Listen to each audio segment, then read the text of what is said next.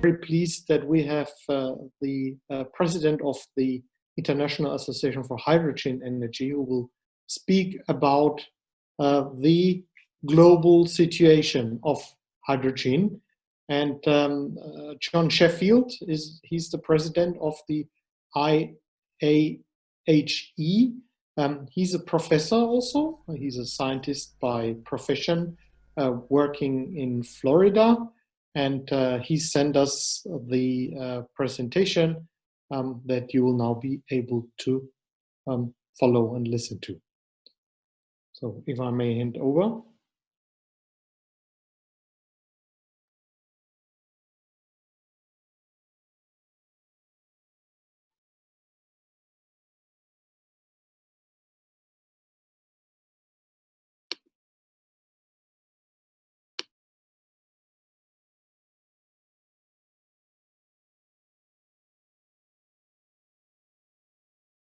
Hello, I am John Sheffield. As president of the International Association for Hydrogen Energy, I'm delighted to share with you some insights on how hydrogen is shaping the future of the renewable economy.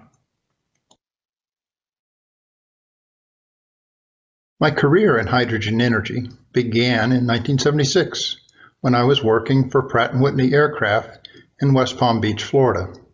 Specifically, we were developing technologies for high power, continuous wave, hydrogen fluoride, and deuterium fluoride chemical lasers.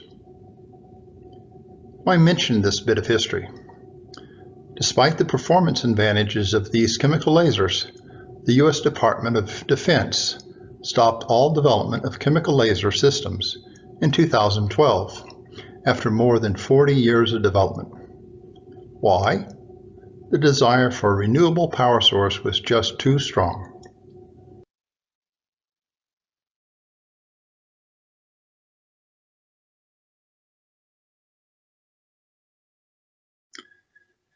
There's a new term called sector coupling.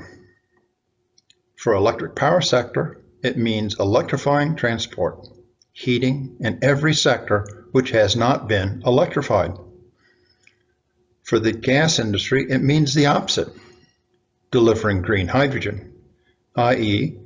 power to hydrogen or P to G. For transportation sector, it means all of the above.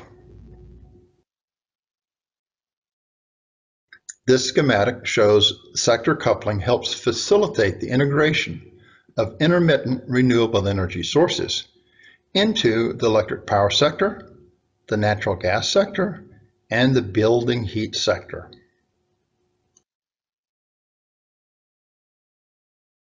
The transition to green hydrogen. If electricity comes from renewables, the hydrogen is known as green hydrogen. Hydrogen gas is also produced using a variety of other methods. Brown and gray hydrogen result in large emissions of carbon dioxide, while hydrogen that is blue is low carbon processed because of the carbon capture and storage.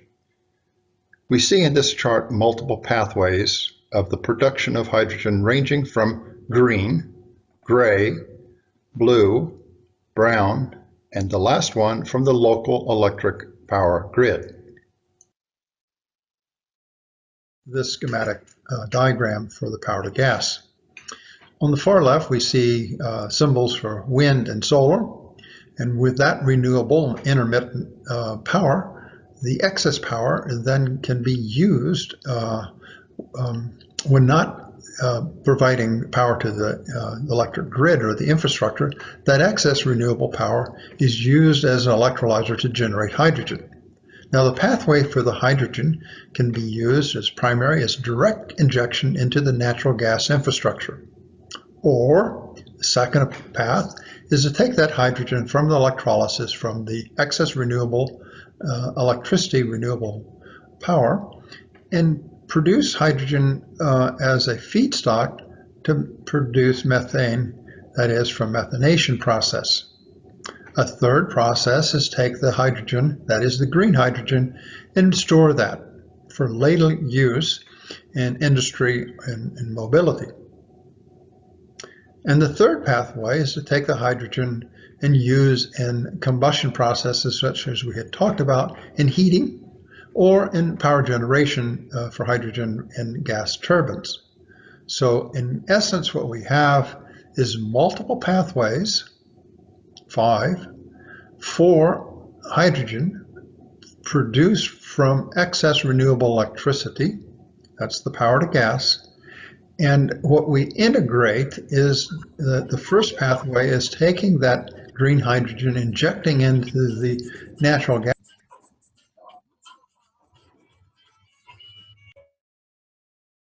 gas pipelines, which serves as a storage, a buffer. And so now we have this capability.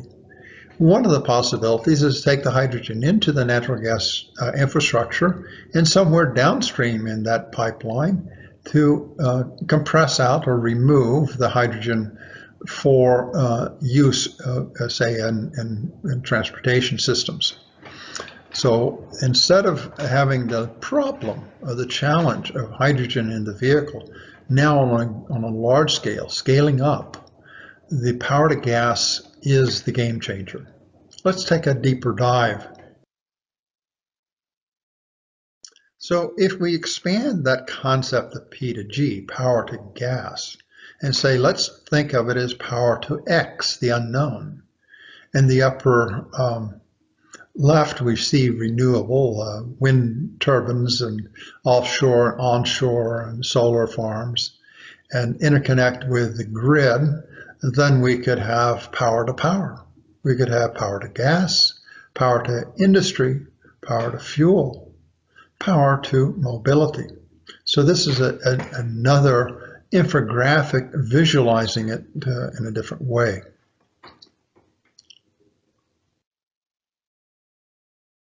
Yeah, let's take that power to X options and take it further. Let's look at all possibilities we might imagine and see where the cross-cutting technologies lie, where the new technologies might. So if we start out with power to hydrogen to natural gas, we have the electricity that has excess renewable energy. We have the electrolyzer produce the hydrogen. We have low pressure compression into storage. We inject into the pipeline. And at that point, out of that, we have heat and electricity. Electricity as the outcomes. So we have combined in power, heat and electricity. We have the gas turbine for the electricity, and we have just straight heat. The next might be heat to renewable hydrogen or green hydrogen, enriched petroleum fuel, P2RH petroleum. Here we have the intermittent electricity for powering the electrolyzer, producing the hydrogen, low pressure compression, a storage tank, and then industrial hydrogen. Next is our power to power. We have the renewable electricity that's intermittent, powering the electrolyzer, producing the hydrogen, low pressure compression, the storage tank, and now we introduce the fuel cell, and that produces this electricity. And that becomes our power to power, where we have green hydrogen with a green fuel cell, if you will, designated here. And this can be in applications for backup or standby power. Another one would be, instead of the short-term intermittence, we could have seasonal. So power to seasonal energy storage to electricity. Excuse me. So we have the intermittent renewable energy, electricity, the hydrogen is produced and the electrolyzer provides that production, the low pressure compression, underground storage. So instead of having hydrogen tanks, in this case we have underground storage. Remember earlier we talked about the salt mines. So here again we produce electricity, and this is on a seasonal basis, potentially by season, a winter and summer. In one case maybe we have peak electric demands occurring in the summer. And in this case, we store for that larger electric demands in the summer by storing through the winter. And in other cases, we might have winter electric peaking, and in that case, we generate the hydrogen and store it in the summer in the underground storage. Next, we have a power to zero emission vehicle, P2ZEV. We have renewable electricity, intermittent power, providing power to the electrolyzer, generating the hydrogen, and low pressure compression, storage, traditional tanks, refueling station, and then we have green fuel for the fuel cell electric vehicle. So this would be, we talked about the on-site hydrogen generation, and so this is the way that we do. If we have renewable energy, we store the hydrogen at site and refuel it for that. So similar to what we might have thought of in renewable with a battery, and we use that to charge the batteries at intermittent renewable power, and those batteries then are discharged to provide, say, night lighting at facilities or highway or roads. The next is power to seasonal storage for a vehicle. Okay, and it uses much of the similar electricity, intermittent renewable, provides the power to the electrolyzer, which generates the hydrogen and low pressure compression. In this case, we have seasonal storage is in the underground storage, and then PSA to refuel the station, and we have the green fuel transportation system. The next to the last pathway here shown is power to renewable natural gas to the pipeline via methanation. And we talked about that in the previous slide.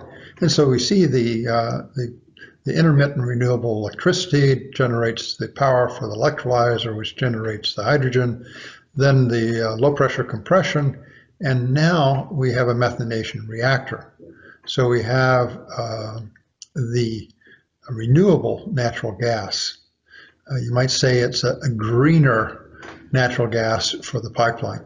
And then that natural gas can be used in a variety of end uses. The last one is power to renewable natural gas to seasonal storage. So here we have the intermittent electric excess power.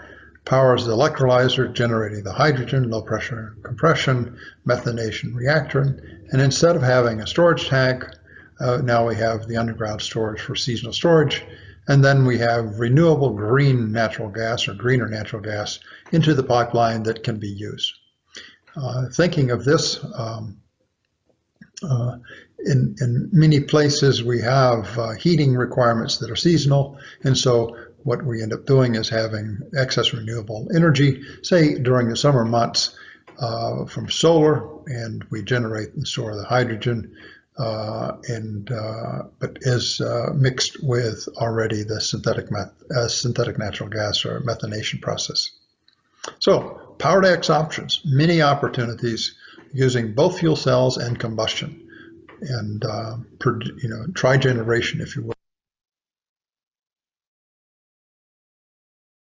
Some of the emerging technologies and applications include innovative green hydrogen systems in the isolated Orkney Islands of Scotland, shown here. 12 partners from Denmark, France, Italy, Malta, Spain, and UK are participating in this collaborative project. This green hydrogen project implemented a full integrated system of hydrogen production, storage, transportation, and utilization for heat, power, and mobility on land and in sea.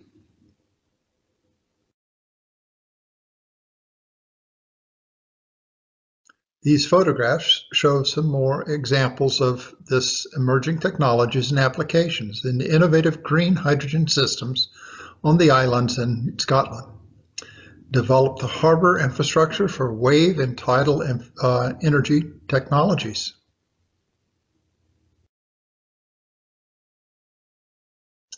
This photograph shows a collaborative effort for the transport, particularly in the development of the green hydrogen trailer transport infrastructure.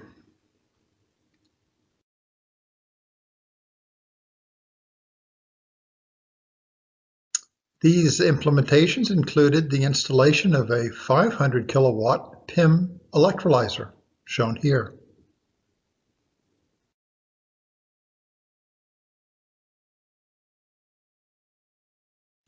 Here on the maps, you can see the locations with the red dots of these 3 new locations in the islands north of the country of Scotland.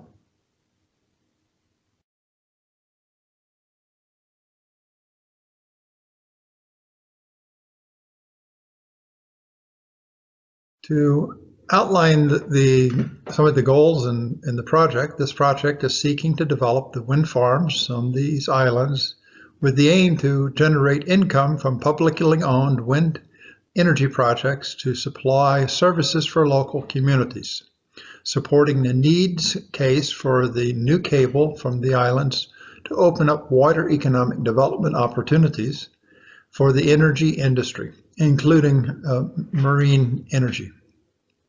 Ensuring that the local benefits from a new cable are maximized, and making the most of our resources on these islands. Development activities are being funded from the Council's Strategic Reserve Fund.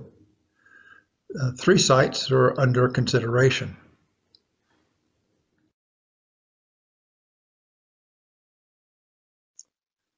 The uniqueness is the reflex or responsive flexibility of the project will demonstrate the first of its kind of virtual energy system, VES, and will deploy up to 500 domestic batteries, 100 business and large-scale batteries, 200 vehicle-to-grid chargers, and up to 600 new electric vehicles. An island community power electric bus and an e-bike integrated transport system is envisioned. Up to 100 flexible heating systems and a dosant industrial scale hydrogen fuel cell system.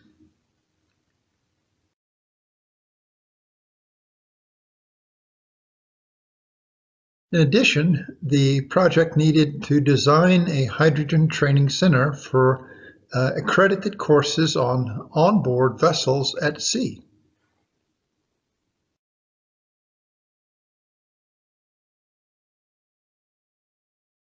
In addition, other concepts that are being designed are a hydrogen fuel cell car ferry, passenger ferry, as shown here.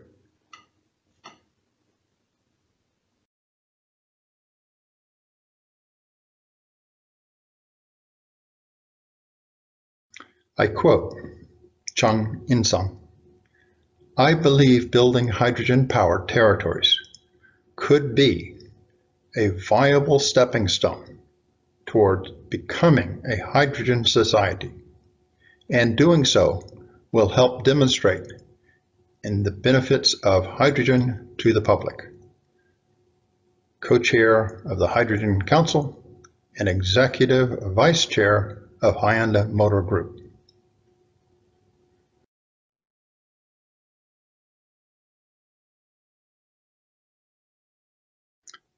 These are my contacts. Professor of Engineering Technology, Purdue University. President of the International Association for Hydrogen Energy. Senior Associate Editor of the International Journal of Hydrogen Energy. You may reach me at my email address shown here, jsheffy@purdue.edu. Yeah, a great thank you to Florida, to John Sheffield, for, I think, giving us an excellent introduction of what are the options, how broad the options are in the field of hydrogen, and are looking very much forward to now having many speakers who can, in a more specific context, tell us about their experience, about their work, and tell us how hydrogen develops in their area.